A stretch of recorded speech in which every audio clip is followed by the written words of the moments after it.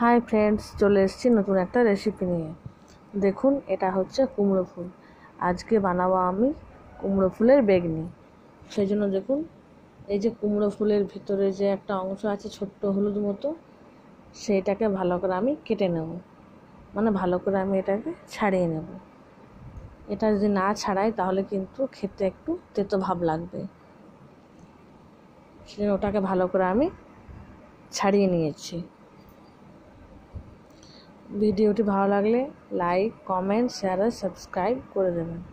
এই যে দেখুন, বেসনে আমি এবার ফুলটা দিয়ে দিয়েছি। এরপর কড়াইয়ে আমি তেল দিয়ে দিয়েছি।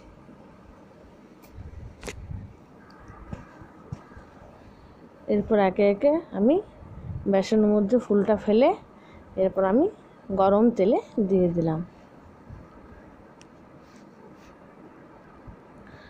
আপনারা রেসিপিটি কে কে করেছেন আমাকে অবশ্যই কমেন্ট করে জানাবেন।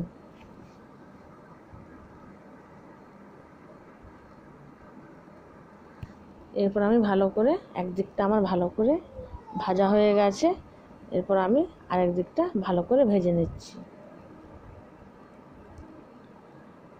দেখুন, রেডি হয়ে গেল আমার আজকের রেসিপি কুমড়ো ফুলের বেগনি।